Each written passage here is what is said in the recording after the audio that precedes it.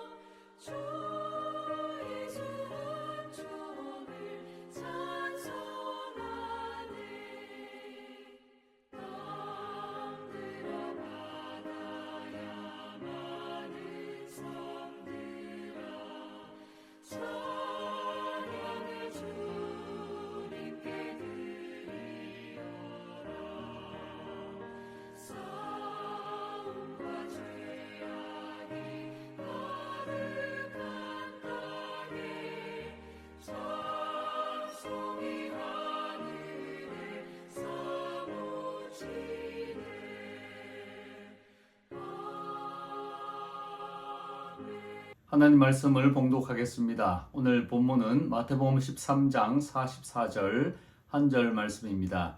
제가 읽겠습니다. 천국은 마치 밭에 감추인 보화와 같으니 사람이 이를 발견한 후 숨겨두고 기뻐하며 돌아가서 자기의 소유를 다 팔아 그 밭을 사느니라.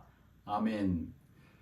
내 삶에 하나님 나라가 임하게 합시다 라는 제목으로 말씀을 상고하겠습니다. 우리 한번 받아합시다. 내 삶에 하나님 나라가 임하게 합시다.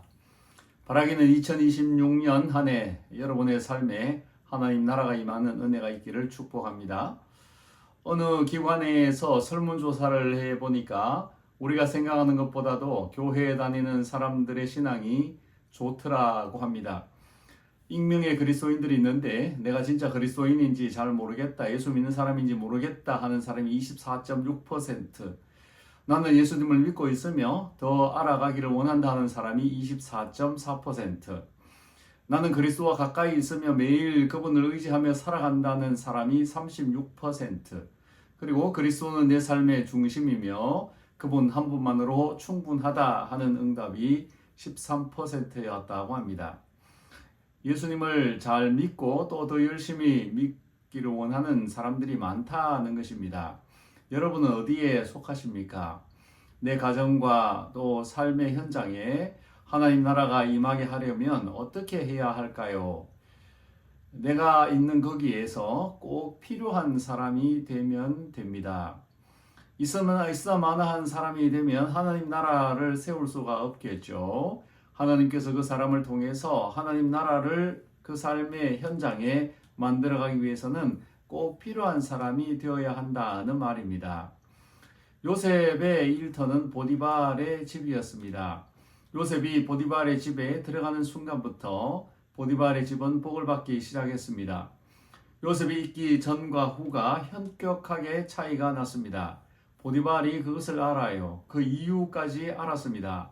창세기 39장 2절 3절 말씀에 보면 여호와께서 요셉과 함께 하심으로 그가 형통한 자가 되어 그의 주인 애굽 사람의 집에 있으니 그의 주인이 여호와께서 그와 함께 하심을 보며 또 여호와께서 그의 범사에 형통케 하심을 보았더라고 말씀했습니다. 내가 꼭 필요한 사람이 되면 사람들이 나 때문에 잘 된다는 것을 알고 또 내가 예수 믿는 사람이라는 것을 알게 될 때 하나님이 나와 함께 하시기 때문에 잘 된다는 것을 알게 됩니다. 내가 있기 before 그리고 after 확실히 비교가 되기 때문에 알 수 있다는 겁니다. 그러면 왜 차이가 날까요? 내가 잘나서가 아닙니다. 내 안에 하나님 나라가 있기 때문입니다.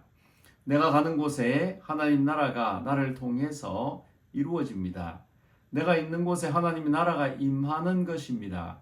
우리가 주기도문을 할 때 뭐라고 합니까? 하늘에 계신 우리 아버지여 나라가 임하옵시며 그렇게 기도하지 않습니까? 하나님 나라가 내가 있는 그곳에 그 현장에 임하기를 구하고 기도할 때 하나님께서 그 기도를 들어주시는 겁니다. 하나님 나라의 복이 임하는 것입니다. 그렇다면 내가 있는 곳에 하나님이 함께 하시고 하나님이 통치하시고 하나님의 나라가 임한다면 나는 복 있는 사람이 되는 것 당연하지 않겠습니까? 요셉의 축복이 나의 축복이 되는 것을 믿으시기 바랍니다. 예수님께서 나다나엘이라는 제자 바돌로메죠. 이 제자에게 이는 참 이스라엘 사람이로다 그 속에 간사한 것이 없도다 하시면서 칭찬하시고 그의 머리 위에 하늘이 열리는 것을 보게 될 것이라고 말씀하셨습니다. 하늘이 열려 있는 사람이 되는 것이죠. 야곱이 머리 위에 하늘이 열리는 환상을 보았습니다. 하나님 나라가 임해 있는 사람이라는 말입니다. 예수 믿는 우리 위에는 천국 문이 열려 있음을 믿으시기 바랍니다. 거기로 기도가 올라가고 응답이 내려옵니다. 거기로 찬양과 헌신의 향기가 올라가고 하나님께서 기쁘게 받으십니다. 그 열린 문으로 축복과 형통이 내려오는 것입니다. 우리는 그런 사람입니다. 이 천국의 능력을 실시간으로 삶의 현장에서 누리며 살아갈 수 있는 것입니다. 보화를 발견한 농부가 어떤 액션을 취합니까? 그의 하던 농사일을 다 멈추고 집으로 급히 돌아가서 재산을 다 처분합니다. 있는 것 없는 것 숟가락 젓가락 하나까지 다 처분을 합니다. 그리고는 그 언덕배기 쓸모없는 밭을 웃돈을 얹어서 사는 겁니다. 그것이 뭐다? 천국이다. 밭이 천국입니까? 아니죠. 그 밭에 감추어진 보화가 천국입니다. 내 인생의 보화, 그게 천국입니다. 하나님 나라, 킹덤 오브 갓. 그러면 값을 치르고 밭을 샀으니 보화가 어디 있습니까? 농부에게 있는 겁니다. 이제는 농부의 소유가 된 것입니다. 하나님 나라가 어디에 있어요? 내 안에 있습니다. 내 안에 있는 나라입니다. 왜? 내가 샀으니까. 어떻게 샀어요? 내가 값을 치르고 산 것이 아니라 예수님께서 십자가에서 피값을 치루어 주셨어요. 주님이 값을 치르셨기 때문에, 그리고 다 이루었다, 계산이 끝났다는 말씀을 하셨는데, 그 천국을 우리에게 주시기 위해서 예수님의 피값을 지불하셨다라는 십자가 선언입니다. 농부가 보화를 소유하게 되었습니다.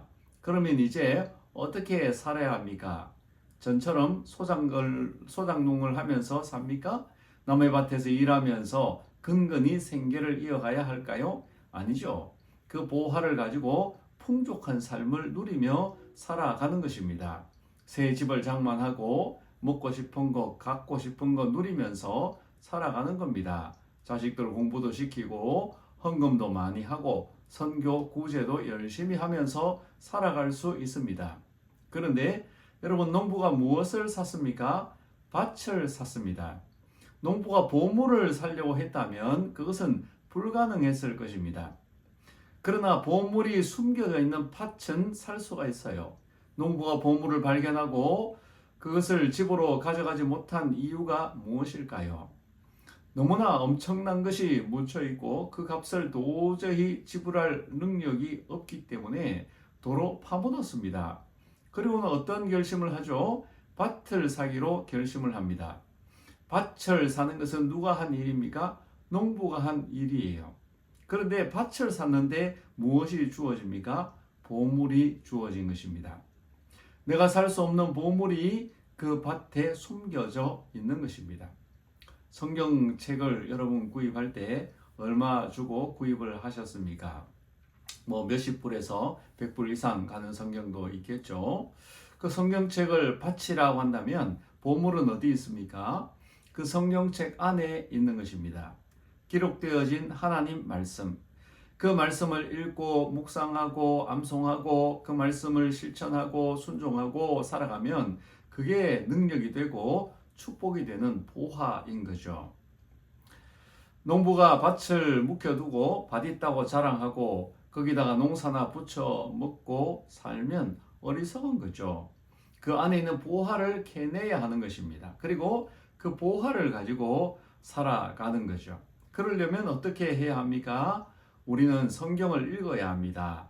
묵상해야 합니다. 매일매일 아침, 점심, 저녁 음식을 먹듯이 하루에 석 장씩 또 그 이상 성경을 읽고 그 말씀이 우리에게 주시는 은혜와 혜택을 누리면서 살아가는 겁니다.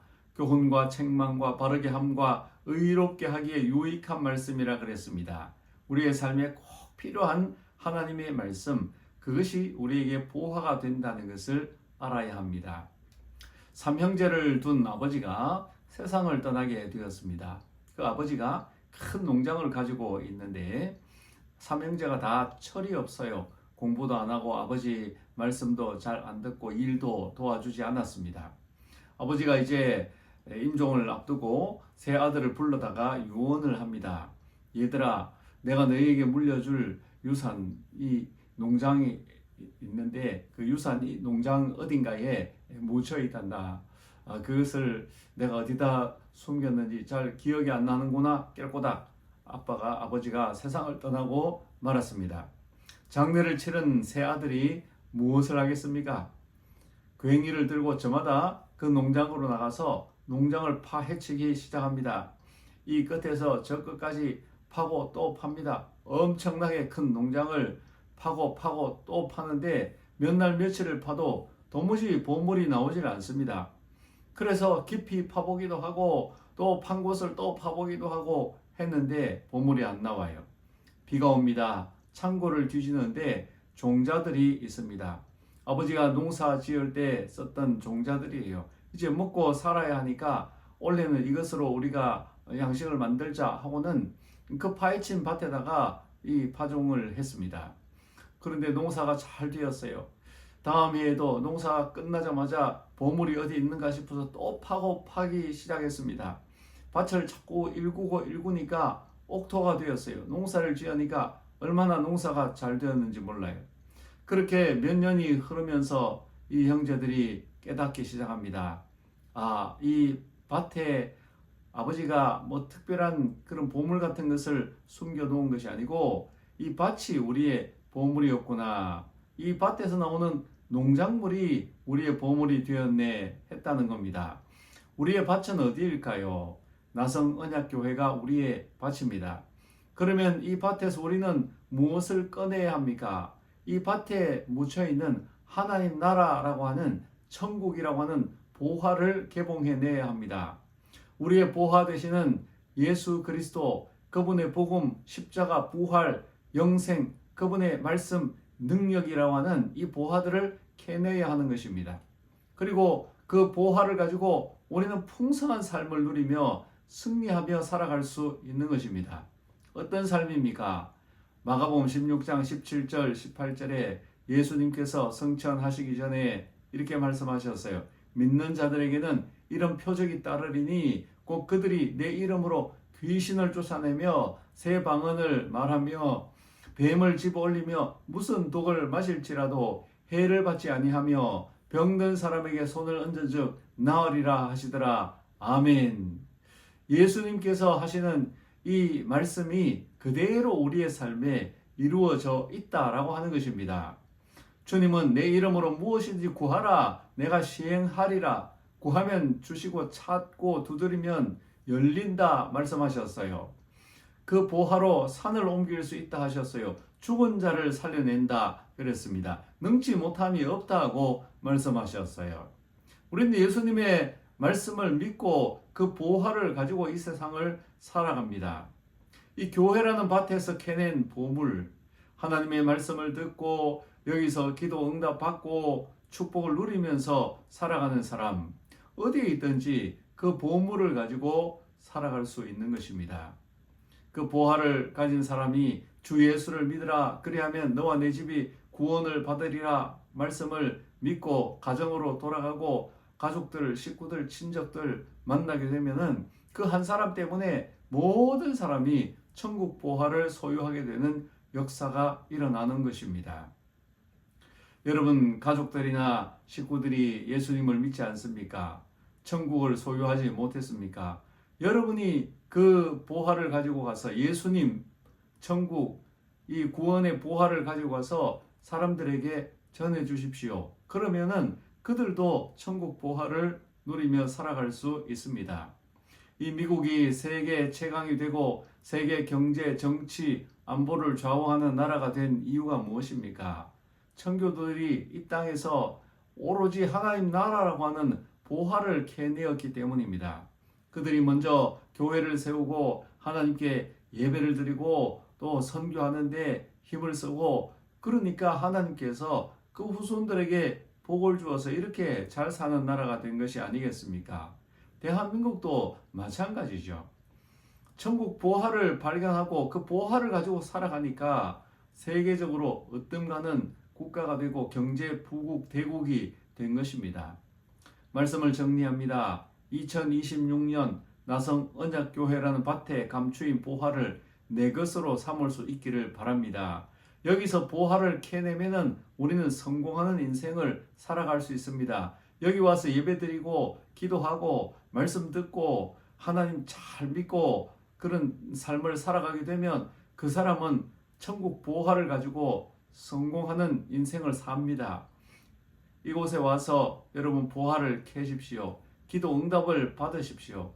치유와 기적을 체험하십시오. 위로와 평강, 소망, 승리 모든 좋은 것들이 이 밭에 숨겨져 있습니다. 그 보화들을 다 캐내어 가시기 바랍니다. 그 보물을 가지고 가정으로 가십시오. 여러분의 삶의 현장으로 가시고 일터로 가십시오. 그래서 여러분 때문에 여러분의 가족들이 또 친구들이 이웃이 함께 그 보화를 누리는 놀라운 은혜가 있기를 축복합니다.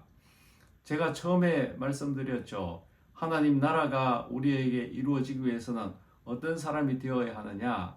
꼭 필요한 사람이 되어야 한다고 말씀드렸어요. 하나님께 꼭 필요한 사람이 되면 천국 보화를 얻습니다. 세상 사람들에게 꼭 필요한 사람이 되면 내가 가지고 있는 내 안에 있는 천국이라는 보화에 대해서 관심을 가지게 되고 그것을 전해줄 때 그들도 마음을 열고 받을 수 있는 것입니다. 여러분 가족들에게 꼭 필요한 사람입니까? 친구와 이웃에게 꼭 필요한 사람인가요? 내게 천국이 있어도 드러내지 않으면 소용이 없습니다. 밭에 감추어져 있으면 아무 소용이 없습니다. 하나님께서는 교회에다가 모든 좋은 보화를 다 감추어 두셨어요. 성경 말씀 속에 하나님의 보화가 가득 들어 있습니다. 우리가 기도하면 그 보화를 캐낼 수 있습니다. 말씀을 듣고 묵상할 때 보화가 내 것이 되는 것입니다. 교회 생활하면서 열심히 믿음으로 살아가면 하나님 주시는 천국 보화가 내 삶에 가득하게 넘쳐나게 될 것입니다. 보화 되신 예수님, 그분의 말씀, 이 보배가 묻혀 있는 교회, 그리고 이 사회에서 가정에서 꼭 필요한 사람이 되어서 천국 보화를 나도 누릴 뿐만 아니라 그 능력으로 살아가고 나누어 주며 함께 복을 받는 은혜가 여러분을 통해서 2026년 한 해 있기를 예수님의 이름으로 축복합니다. 기도하겠습니다.